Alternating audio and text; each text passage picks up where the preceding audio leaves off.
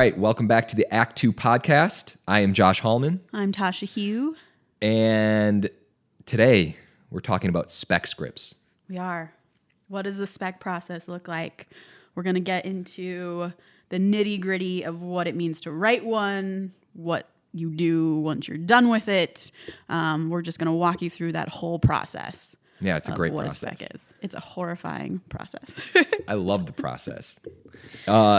And I'm much more spec focused, I feel. Yeah. I don't know if that's a good thing or a bad thing. I actually love specs. That's Josh's jam. His career is about writing specs. And it's interesting. I mean, like, as the reason why I'm laughing is because you'll see in this process, it's just like I mean, all writing is grueling, but I feel like the spec world in particular is particularly grueling because it's just you. It's just you writing a script on your own. Yeah. It's lonely and sad. No. By the end of this. First, let's talk about what a spec is to begin with. Yeah. So spec is short for speculation. I mean, it's something that journalists have done for a long time, for example. It just means you're writing something without being paid for it, and you're speculating, you're guessing that someone will buy it when you're done. Yeah. So that's what a spec is in the screenplay world, right? You just have an idea and you're like, I'm going to go do this, and you have no hope of getting paid until it's done, and maybe not even then. And I would think that if you were a writer starting out, everyone, I mean, like, you would have to be an anomaly not to have a spec. Right. Because basically when you're in college or you're coming up in the business, you're not getting jobs. So Right. The only thing you can do is write an original piece of material for no money. Yeah, so at some point in everyone's writing life, you have a spec. Yes. And of course, there's writers, maybe like yourself included, who you write a spec and then like you just stop because you're just working. Yeah, rub it in, Josh. Thanks. No, it's great because you're just working so much. You know, it's like you go from one job to the next. So it's like there's no time for a spec. Yeah, I think it'll be interesting to talk about our different sort of processes and why you're more sort of spec focused and why I can't seem to finish a spec. But before we get into that, let's talk about like clarifying the difference between what a spec is in TV and then what a spec is in the feature screenwriting world, because it's actually very different. And coming up in the business, you always hear, at least at my age, but I've talked to kids who, oh my God, people like college students. I know, we're not that old. I don't know why I said that. College students who have experienced the same thing where their teachers are encouraging them to write specs for TV. And what that means for them is to write an episode of television that's already on air. So for me, like when I was coming up, I wrote a Walking Dead episode just as a sample, and that was a spec for TV, which is not the same thing as what we're going to be talking about today, which is a spec for features, which is a completely original thing. It's not based on anything. You're not trying to show that you can write for a particular TV show. It's absolutely and utterly original, page one. Yeah. I don't know if people still do that. I might be totally wrong about it. I think it's completely phased out now. Yeah. Except for like fellowships or certain contests want to see that you can write, like TV particular contests want to see that you can write for one of their shows, for example. Like I had a friend who applied for I believe it was the Fox TV writing program. And one of the requirements was not only an original pilot, but also a spec of one of their shows. So it's still out there, but I would say focus way less on that than writing something original, because that's what people care about most. Yeah, I remember it was like 6 years ago. I was taking classes at UCLA, and it was for television writing. And it was like the professor had said, basically it was like, these are like done. Like we're at the tail end of writing specs for definitely network TV, like all these different shows. He was like, but it's still worth doing to see if you can, fit the jokes and how many jokes you can fit on a page, and et cetera, et cetera. So it is an interesting sort of homework lesson, I think, because Because it does teach you form, because you're, for me, Walking Dead, it's a really obviously well done show. It's extremely successful. So to have to break down the show to see where structurally things are lining up and where characters are developing and how much time are given to these characters so that you can then write a spec for that was actually a really interesting process that taught me a lot. But it's not going to be valuable in terms, don't think that putting in that time to create a spec for TV is going to then get you a job. I think the thing that's going to get you the job is going to be an original, either pilot or feature. Definitely. 100%. All right. So now that we got that out of the way, the definition of what a spec is, I want to talk specifically about Josh's most recent spec process. Let me just rewind about the definition of a spec. Although you did a great job summing it up, I feel like it's just like you just write some shit on your own because you're confident in it. That would be my definition of a spec. That's true. Although that's probably actually why a lot of my specs sort of die midway through is because it doesn't often come from a place of like, I'm so fired up that I need to write this. It comes from a place of like, I'm sort of writing for my life. I need to get that next spec script out. Yeah. And I need to like, what is everyone looking for now? Let me try to write that thing that everyone's looking for versus, oh my God, I just had this amazing dream that I woke up and I had this great idea. Now I have to write that. So coming from those two places is actually, it creates a very different process, I think. Definitely. And well, I don't want to jump ahead because I know we're going to get into this, but myself, a lot of other people I know, you go down that road where you start writing the spec and you're like, I like this. And then like 2 weeks later, you're like, this is garbage. Like how many scripts did you have incomplete on your like computer somewhere? No comment. No comment. All right. Yeah. Let's jump into these topics. All right. So let's just start the very basic. When you write your specs, do you outline? All right. So yes, to a certain extent, I'm going to dive into a very long-winded answer here. So when I write specs, when nobody knows I'm writing it except for me, it's not as an extensive outline. So recently I wrote a spec that you read, and it was just, I got the idea and I was like, this seems really great. And I had a general idea of what the beginning was, what the end was, what happens in the middle. Like I knew the major beats of it, and I was like, I'm just going to go and just write it. And I happened to write it in probably the fastest I had written any spec that I've ever written. Which is how long?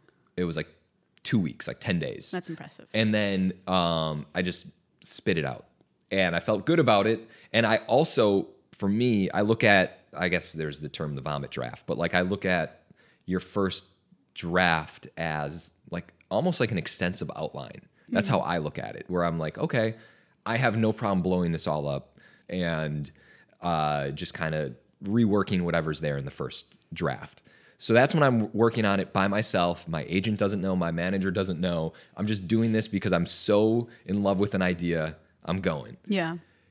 Then there's the spec which I'm doing right now, where I'm working with my manager on something where we talked. We had this idea. It took a long time to kind of smooth out an idea that wasn't so much from a place of passion. Like it started as like, oh, this would be really cool. And then we kind of tailored it more to, something that people might want.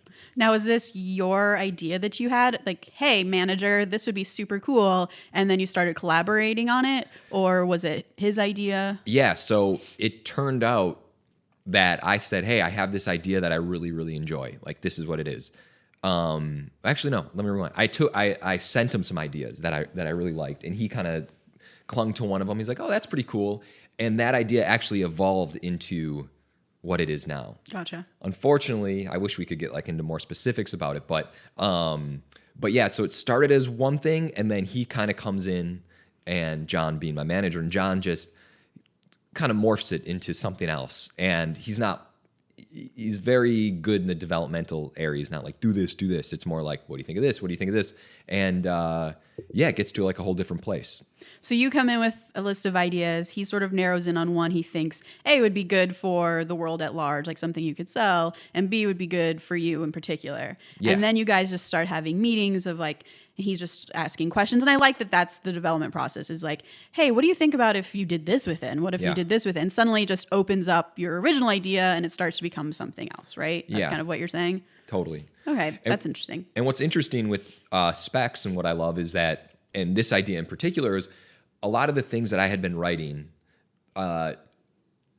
it's always, it's not paint by numbers by any stretch, but there wasn't like some complex plot or anything like that. You could, I was working in like the action comedy world or like that. If that's what I'm dealing with, you kind of know what you're getting. And the spec that I'm working on is different. And we specifically set out to write something different. And the beauty of specs is like you can go in and just write some crazy ass stuff. And it's your own thing. It's your own voice. It's your own ideas. It's kind of like your own path of how to get from A to B. Yeah. And I love that. That is the beauty of specs. I do feel like as a writer, you can just completely transform your career by just coming out with a new idea, a new spec. I mean, Jordan Peele is the perfect example. Stuck in comedy for a long time, suddenly writes this amazing horror, and it just comes out of nowhere. And I think people in the executive producer realm, they sort of start to feel like you're a writer who just does this. Like you're saying, like you write these action comedies,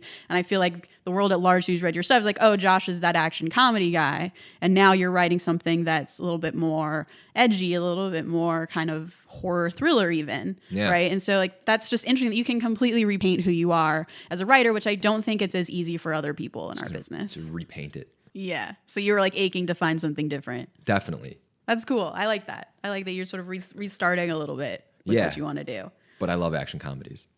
So so this is interesting. You're working on 2 specs right now. One is sort of a secret spec. Yeah. And one is not so secret now. Yeah. And the other one is something you're developing with your manager. So I kind of want to talk about both of those. So you have an extensive outline with the spec with your manager. Yeah. Did you have a beat sheet for your secret one? Was it just bullet points? Oh, I did. For my secret one, beat sheet for me. Okay.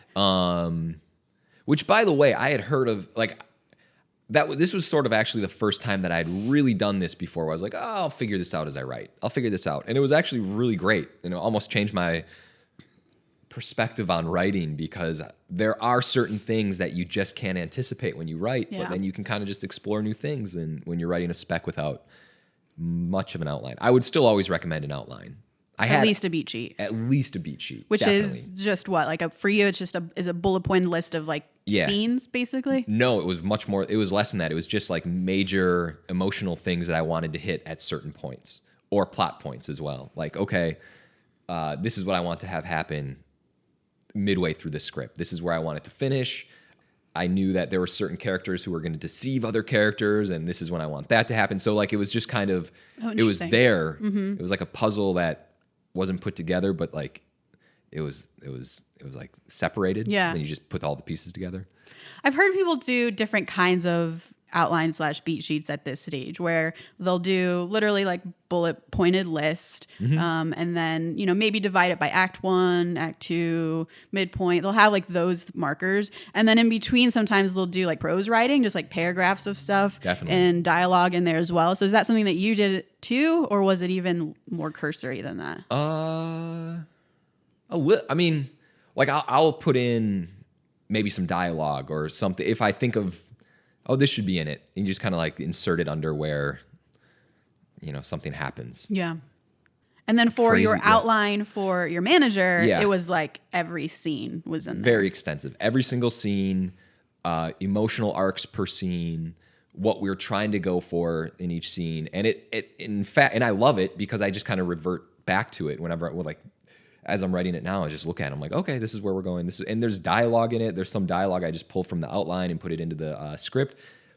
But what's interesting is in the outline, I'm finding that there's like it's too bulky. Like I'm like extracting things or like condensing the outline and putting it in, or then making it into my script. So where I had 2 or 3 scenes, I'm just condensing that into one scene. Right. So your outline had too many beats almost. Yeah. And then as you're writing, you realize you don't really need them. Totally. And I like that about it. With outlines, it's harder to see the picture, I think, when you have the outline. Because sometimes you're like, oh, okay, this is. And then you start writing the scene and the scene just drags on and you're like, this is so pointless. This just happened in the previous scene. Yeah. It is interesting to me. I always feel like the outline is, one, like a separate skill from actually writing a screenplay. Yeah. And then two, it is a whole other process. And I think like some of the fun stuff for me is when, as you're talking about, like there's so many beats and then, it starts to become too many. And you realize like one small scene will accomplish like 3 different beats in your outline. Yeah. And that's always really interesting and something you can never predict, which is the beauty and horror of writing. Yeah, it's terrifying. I love it. Yeah. So how long would you say it usually takes you to write, let's say, the outline you're doing with your manager? How long did that take? Well, my manager has a very interesting, specific way of working.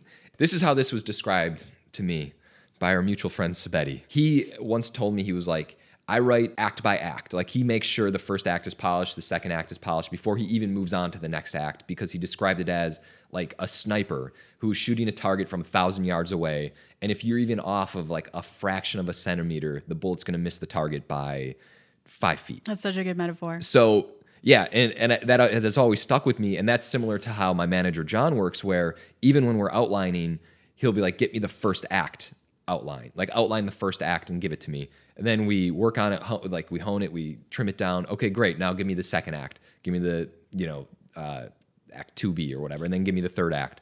And he's also similar to that when we're writing as well. And it's I love it because it's got its pros and cons, but yeah. So in our process, we just kind of hone it down act by act.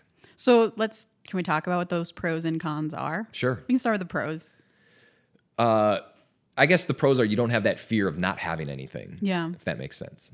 Gotcha. And you have a path. You're like, wow, because I've written things, I don't know if, where you're like, wow, I've been just kind of walking here. This is like a linear line. There's nothing happening with my characters or anything. They're just talking. Why are they talking? What the hell are they talking about? Whereas with the outline, you're like, okay, this is what I'm trying to accomplish. This is where this scene is going. On to the next thing. Right. It gives you an outline. Right.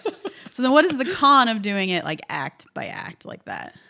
I think the con are sometimes things change and you don't realize it's changed until you've written the script.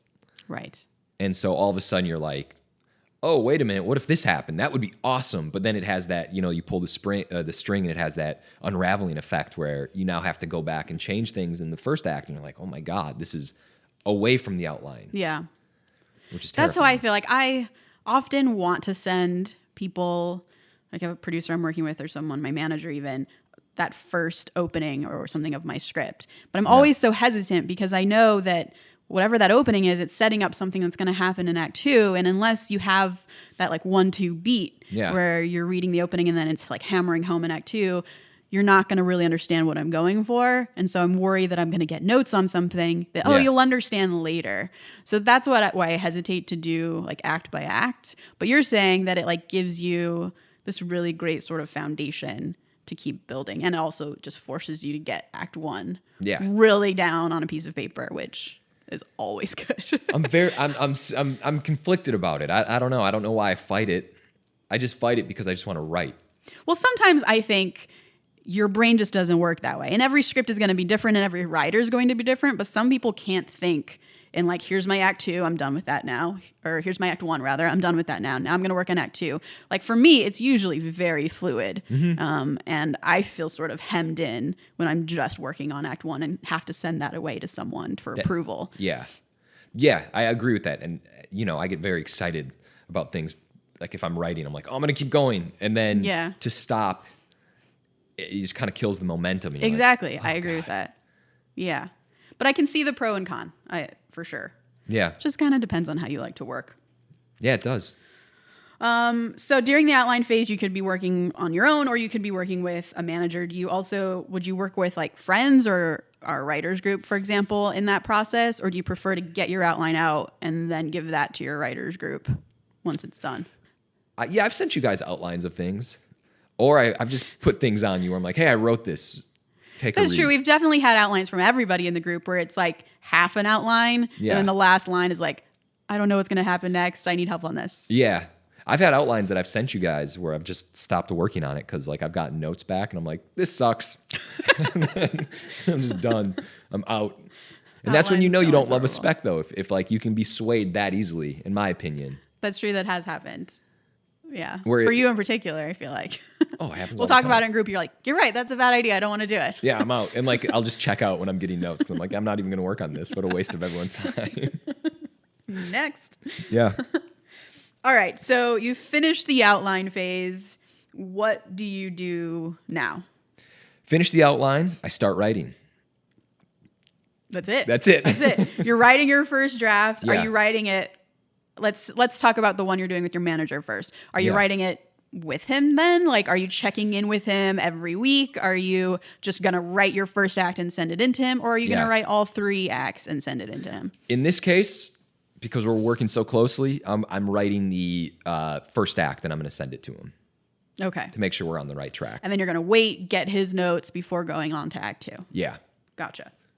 Do you prefer to do just what we call a vomit draft, which is just getting it out on the page, which is what you're talking about with your secret spec? You just kind of basically went for it.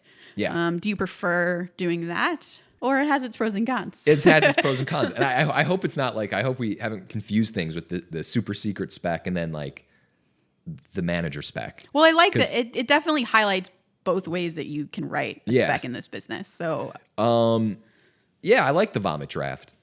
I do feel there's a little bit more pressure to not have a vomit draft when you have such an extensive outline. Definitely. Because it's like, there's no excuse for you to have a vomit draft at that stage. It's right. It's almost like the outline is like your vomit draft in a sense. Right. Yeah. Because my outline currently for the manager spec it's like 35 pages. Which dang, that's a treatment. Okay. Yeah, I guess it is. I think that's long, right? Yeah, I don't even really know. long. Yeah, I guess it's been one of the longest things I've written. Yeah. That's definitely comprehensive.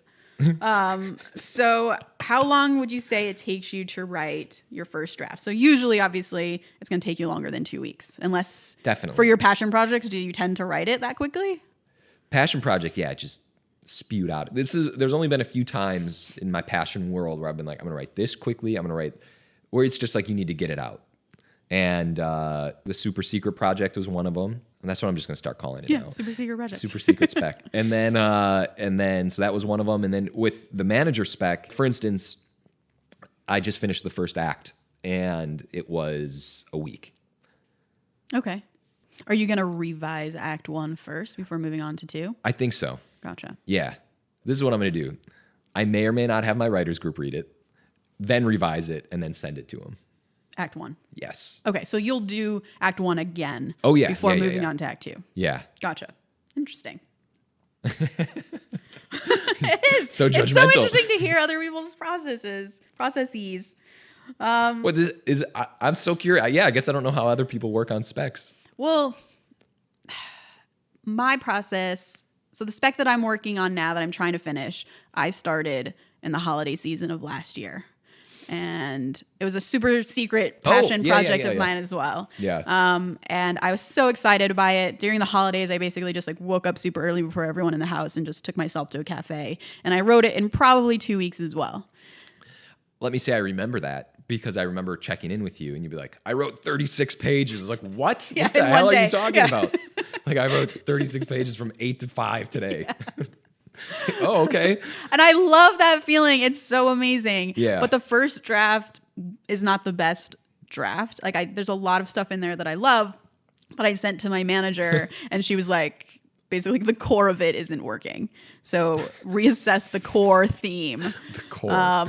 Which is the worst note you can get because it just unravels so much. But so it cut to, we're almost in the holiday season now and it's still not done. So, that's my process. So,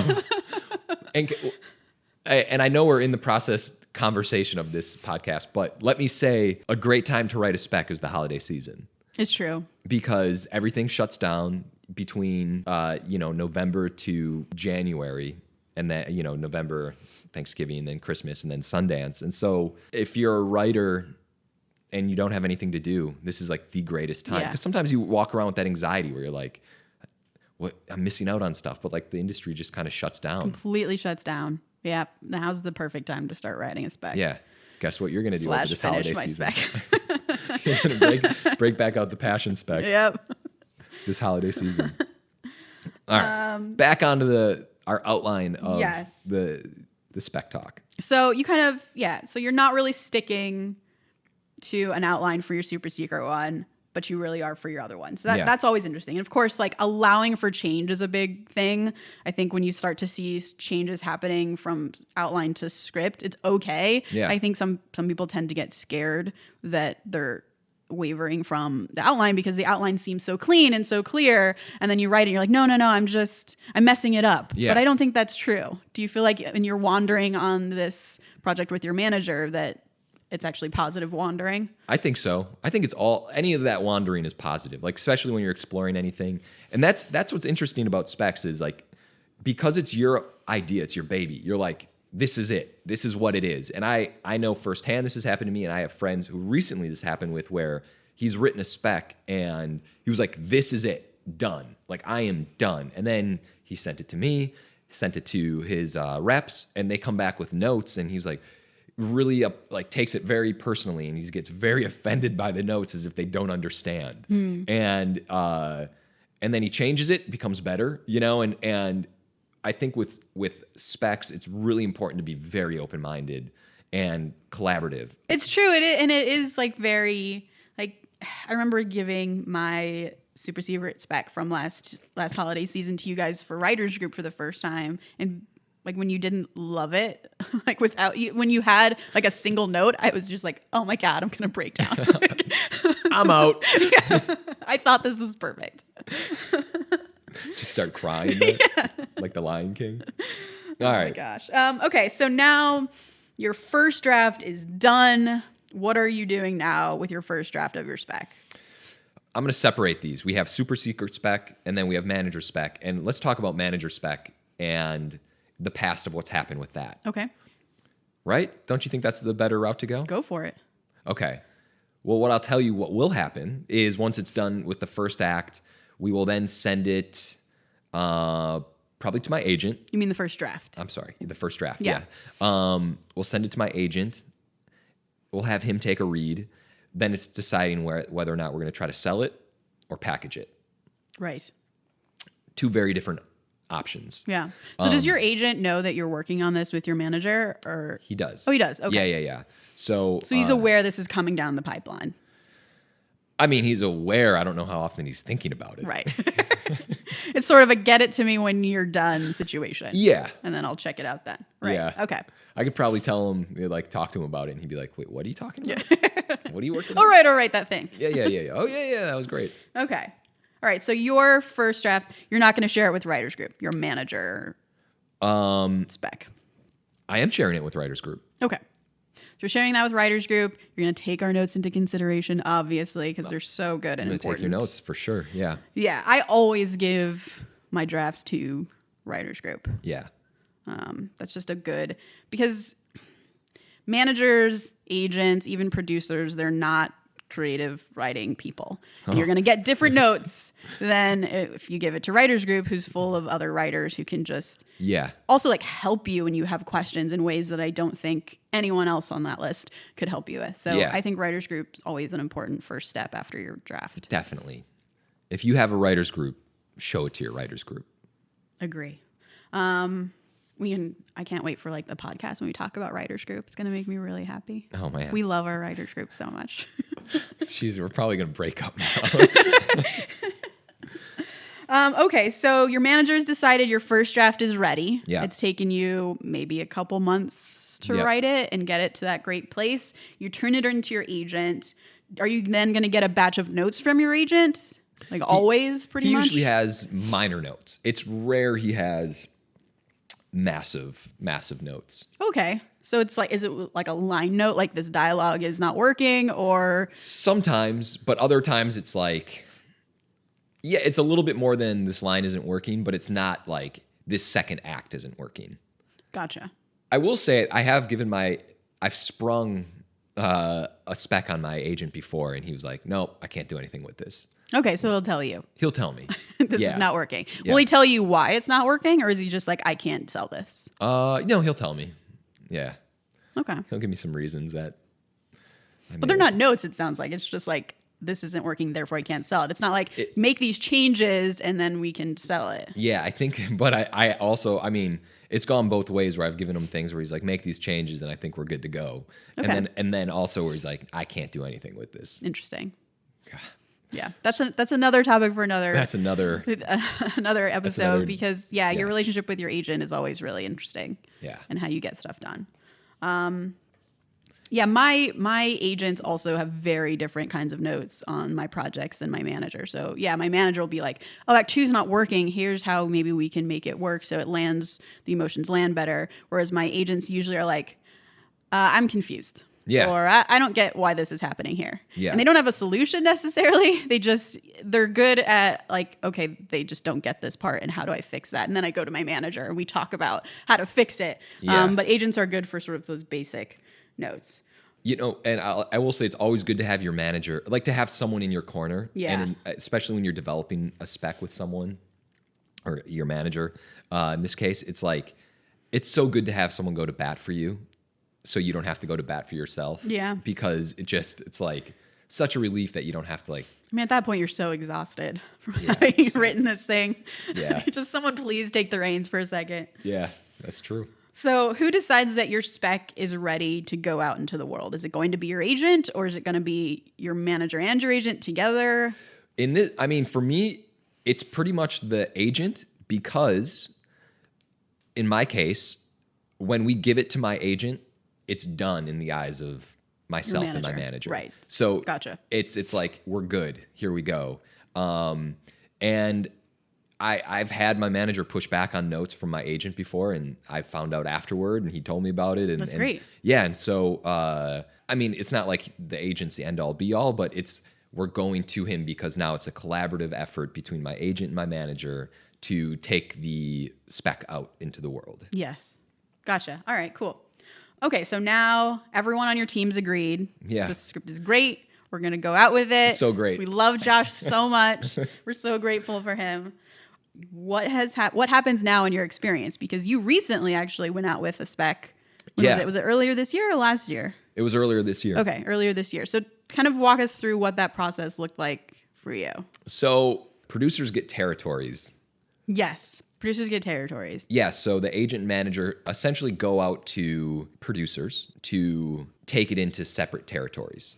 Which means studio. So you wanted to sell your script. What genre was your spec? It was a freaking action comedy. Obviously. Obviously. What the hell are you talking about? So basically what your agent would have done at that stage is find territories for your script, which means find a producer who can then take it into Universal as one territory, or Sony as one territory, Fox is another one, right? These big studios who will then buy your spec and hopefully make it someday. But you can't just, for example, like send your script to all the producers who are under Universal's banner because that wouldn't make any sense, right? Suddenly they're getting the same exact spec from everybody. So like the way that I understand territories is like you have, let's just stick with Universal because I worked there, so I understand a little bit more from their end. They have producers that they love and that they trust. So producers that have made them millions upon millions of dollars. And like a good example would be Chris Morgan. He's written like all the Fast and Furious movies. He's made them $1 gajillion. They know that this guy is a sure bet. So they offer Chris Morgan a deal. Mm-hmm. And that means that he actually has his office on the Universal lot in this case. And I'm not sure what his exact deal is, but typically it's a first look deal for those producers. And what that means is when they get a spec from Josh or someone else like him, they are obligated to give Universal the first look at that script. Yeah. So that's great for Universal. It's also great for the producer because now they have a real sure chance of possibly getting their script made. But let's say Universal doesn't like it. They have something else that's just like Josh's action comedy, so they pass on it. Now this producer can take your script out to other places. So when you're saying like your agent is like, hey, here's a list of the places we're going, he's already done that work. He's already been like, who are the right producers for each studio for your script, basically. Yeah. It took me a long time to figure this out because I remember when we were taking something out. What I mean by that is we were trying to sell a script. Like one of my first specs, I remember it was going out and I got an email from like a manager at the time. This is now going back a few years. And they were like, we're out with your spec. I'm like, great. What does that mean? Like, and I didn't want to, I was like afraid to ask that. And it was like, so-and-so's taking it into this territory. I'm like, what the hell is going on? Yeah. I have literally no idea what it means. And I don't think there's no opportunity for you to learn that, right? Like you're not taught that in school, that's for sure. Yeah. And you sort of just pick it up as you go, and no one explains it to you. Nobody. I bet even my agents and all my reps, they continually talk very quickly about business stuff, and I'm just expected to understand. And for the most part, I just kind of nod and smile and then Google things afterwards. What does territory mean? Yeah, exactly.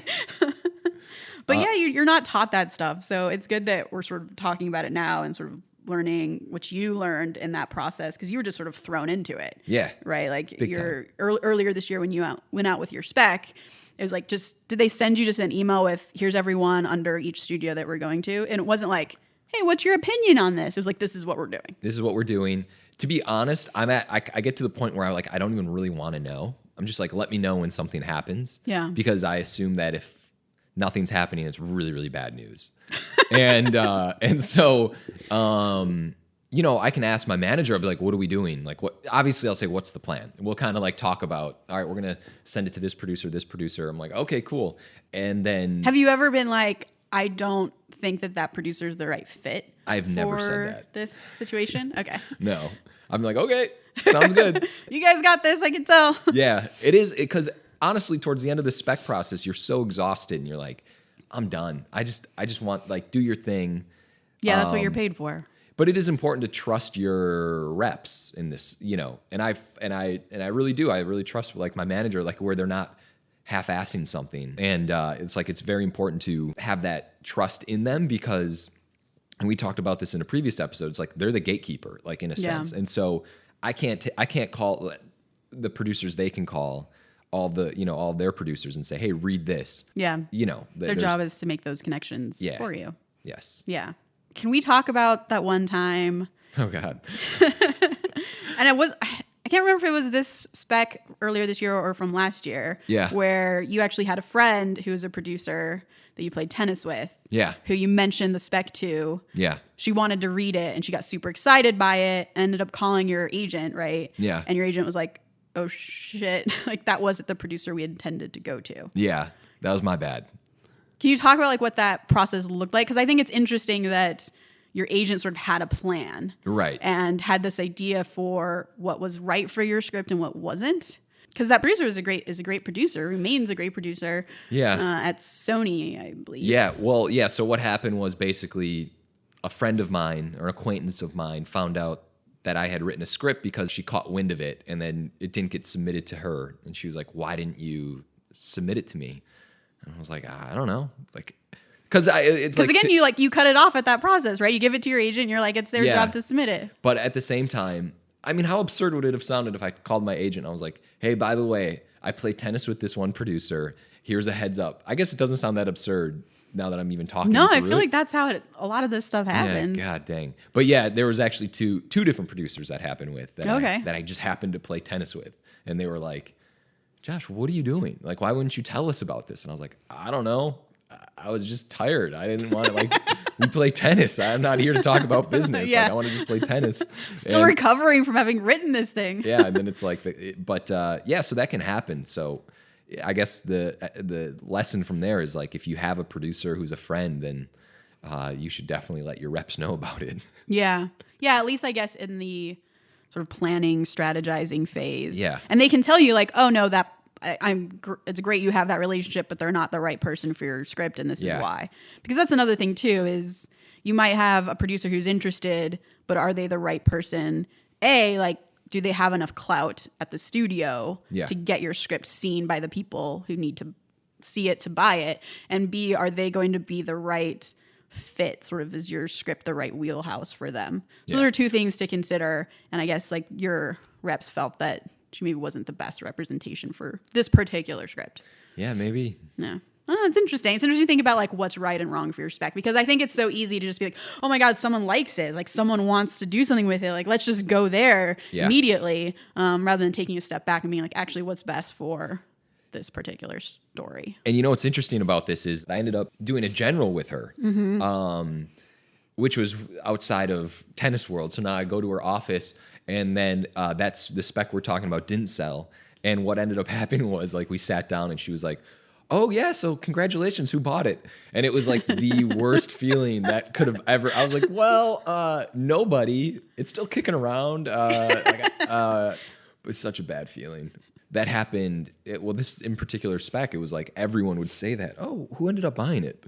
And it was just really soul crushing. Yeah, I mean that means though that they just assumed someone would because it was so good. Oh yeah, that's it. I loved it. It was just so good. They were just It's so good that no one bought it. Yeah, it was awesome. God damn it. Yeah. Anyway, so earlier you mentioned the word packaging. So Yes. you said that when you sent it to your agent, that's when the packaging conversation started happening. yeah. So what did that look like for you in this last round? So, what does it look like? It's like, hey, we're going out to a couple actors or actresses to get attached. And if they become attached, it gives the project a bit more clout. And so what's happened in the past is that, yeah, it's like, can we get so-and-so attached to it? And if they want to come on board, then great. It gives your spec a lot more, it's much more appealing. Yeah. So your agent didn't even want to send it to producers until you had an actress attachment. Well, so my understanding is there's basically different kinds of specs. Like in my case, I'm writing these borderline high concept-y type things. And those don't really require as much of the we're not in the packaging world as much as, let's say, I'm going to throw this out there. I don't know what the hell happened. Like A Quiet Place, let's just say. Which might have sold as a spec. I have literally no idea. I'm just saying this because like something that's maybe a little bit more low budget and harder to wrap your head around upon hearing the concept at first. I think those require a little bit more in the packaging world. Yeah. I think. Like that's kind of what's been described to me. I definitely can see that, right? Because you're trying to sell it and someone's like, I don't quite understand. There's no dialogue in this Quiet Place thing. How's that going to work? And you're like, oh, no, we have John Krasinski and Emily Blunt. Oh, okay. Now I get what that looks like. And like I said, that spec could have sold for I actually don't know how I have Quiet no Place idea. sold. But no, there are definitely, there's films that come out or there's specs that go out and then it's like, you'll see if you're reading if you see something on a tracking board or if you read something, you're like, so-and-so's attached to it. And you're like, well, how the hell did that happen? And usually it's because of this process where you go out and you're like, I'm going to try to package so-and-so and get them a part of the film and then try to sell it. Yeah. So your agent's doing all of that work really for you. Yeah. Okay. So packaging is interesting, I think, because sometimes too, packaging can hurt your project. Like if you get so-and-so, like you get Emily Blunt attached to your script. Well, for some reason, Netflix doesn't like Emily Blunt, which I don't know if is the case. I'm just saying as by way of example, like suddenly that now hurts your project. So there's all these like weird hurdles and obstacles and sort of double-edged swords in packaging, I think. But yeah, so your script was an action comedy. Yep. I could see you needing if we get this really great actress, I can see now how this is a hit movie. Yeah. So they went out to this woman, and did they only go to one actress or they went to a few? A few. Okay. I'm assuming they did not read it on the same week, like over the same weekend. No, it's killing me. So so you would have to send it, your script's ready, you're ready to go, you send it to the first actress, you have to wait for her to read it. It takes how long? Like a week. And that I feel like that's pretty good. Like a week to get someone to read is fast. Yeah, definitely. Okay, so it takes a week and you get a no, thank you, not interested. Now you have to go to the next actor. So it could take a whole other couple months even before your script, you even know if you're ready to go out to producers. Yeah. In a way, I feel like there's two different routes where you have like the quick sale, which aren't as common anymore in the sense of like you write something, you quickly build up all this momentum, and now everyone wants to be a part of it. And it's like your team creates this like momentum that if you don't get involved with this right now, you're gonna lose. You're gonna like be left behind. And I can tell you like a spec from like 2 years ago, it's still kind of kicking around in the sense where every once in a while, like my manager will be like, hey, Netflix inquired and we're trying to, or something, or like we're going to send it to this actor. And it happened like an actress will read it and she passes or whatever, Oh, interesting. So it could get new life just randomly. Definitely get new life. Yeah, I love hearing that. Yeah, we'll see. Yeah. All right, so for this one, you went to 4 actresses, you said? Did I make that number up? I think we went to... So we went to these 2 actresses, and both of them had interest in the general idea. And I had gotten word that one of them was like really, really into it. And if this one basically signed on to it, then a studio was going to purchase it. Right. It was contingent on her being involved with the script. Mm-hmm. And so that was on a Friday. And I specifically remember having the conversation where I was told kind of like by my reps who were like, we don't really say this too often, but we're feeling like really good. I was like, oh my God, like this is great. And I was just really excited about it. And then by like Monday, it had blown up and she was out. And so that was like I don't remember in the process where it was, but it was like the crushing blow to the spec. The script itself, yeah. And what is kind of going back to what you were saying about how it could hurt, like I don't necessarily think it hurt, but at the same time, it kind of takes the focus off of trying to sell it because you're like, in this case, I think what happened was we had this actress and then this one studio was going to purchase it. And I don't know if we kind of shifted all of our eggs into one basket and we're like, this is it. Mm-hmm. So I don't know. It kind of like wiped it from my memory, Men in Black style. Sorry to bring it back. No, it's great to talk about. That's kind of what we're supposed to be doing. But yeah, so. Well, okay. So kind of jumping off of that sad ending to that script, what ended up happening? So it didn't sell, but a ton of people in the business read it. Yes. So what happened after that? So then after that, what happened was, what typically happens, as far as I understand, is then you just go out on meetings to every single place that passed, where those are the conversations that were like, who ended up buying your script? And so you sit down, you have the general with maybe a producer at the company, the creative executive at the company. Like it just depends on how low you are in the on the totem pole. Right. But you sit down and you talk with someone, and then which is great, which is something I actually love, and which is a benefit of just writing a spec. So let's just say you don't do anything, then nothing will happen. But if you write this spec and you take it out into the world and nothing ends up happening with it financially, you still end up meeting certain people. And there's certain people I've met who, you stay in contact with, and then you kind of get put on their radar for other projects. And, a lot of times these meetings can be superficial, and you sit down and you're like, well, let's find something to work on. And I'm like, okay, and you're like, let's do it. And nothing ever comes of it. Sure. A lot of times you can sit down with these people in generals and they'll ask you to like write another spec. They're like, I have this idea that you might want to write. Yeah. Which is really funny. This is really. Do you tend to be attracted to that, or are you like, no, I want to only write my original? If I'm going to write on spec, might as well be my idea. I'm open to it. Yeah. But I'm not like, there was a time that I had sat down with a company. Someone had pitched me an idea off of a general meeting that I had, and someone that we actually know, and I ended up writing something with him. Mm-hmm. And then he ended up like leaving the company, and basically nothing happened. Yeah. That was the well, I mean, that's like an obstacle to be aware of, is people leave their companies all the time. They're trying to get promoted, or they just want a different, and suddenly this producer is attached to your spec, and they're maybe not attached to a company now, or they're at a company that's not going to do that kind of work. Yeah. So that is something to think about when you're trying to develop a spec with another producer rather than on your own. Yeah. Because is that one just dead? Do you guys take that out as a sample at all? No, I don't even think my manager knows it exists. Oh, gosh. I know. I kind of wiped it from my memory as well. Yeah. There's some stuff that happened to that company. Yeah, that company was a slight victim of current times. Yeah.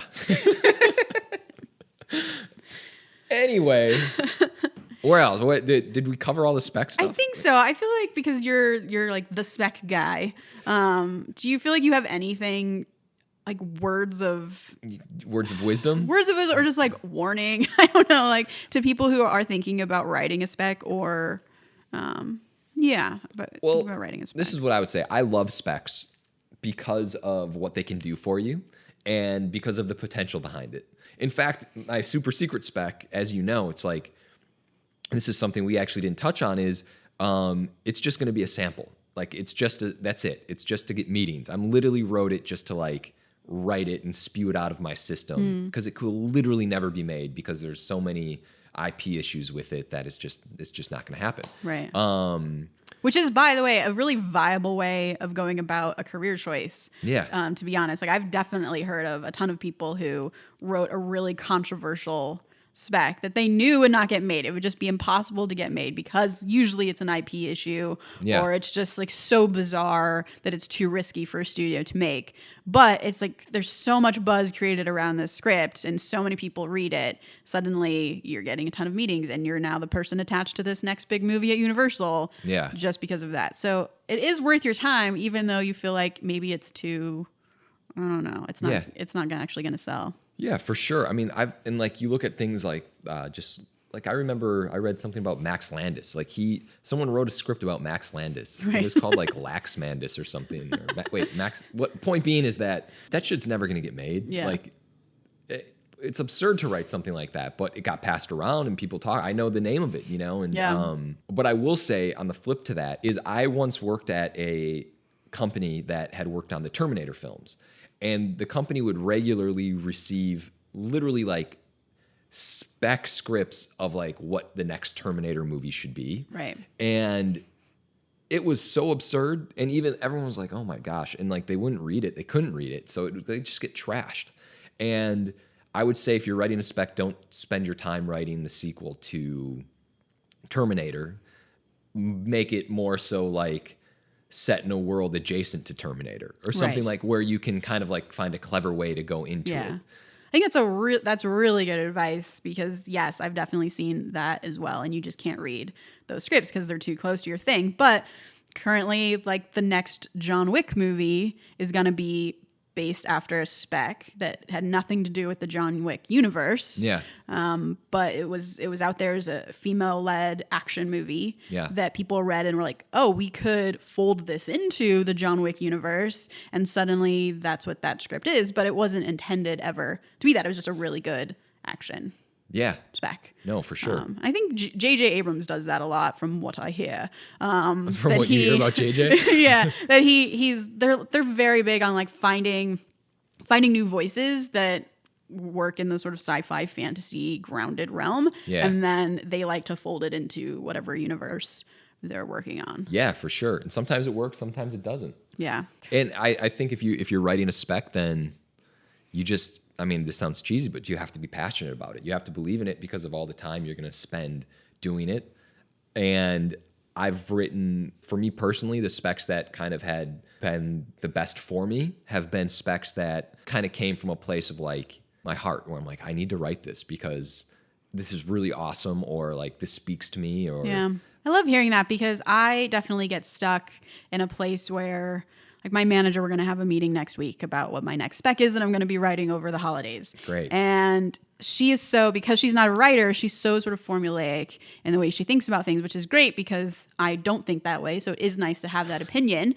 But on the other hand, I'm not getting what you're getting, for example, like that just burst of inspiration, just writing furiously at 1 a.m. in the morning because I need to get it out. Like I'm not finding that. It feels like this more, what does Netflix want? What is Universal looking for? How do we write that thing that's your version of this story? And that's just not inspiring. And so like, why waste your time on a spec? Because as you pointed out early in the podcast, like my spec writing has sort of fizzled out because I'm just sort of like not as impassioned. I didn't mean to point it out. It's totally okay. It's a good thing. It's totally true. It's great. No, but and what I'll also say about specs is what I'll do in particular is like with you guys, with Writers Group, I'll like test the idea out on you.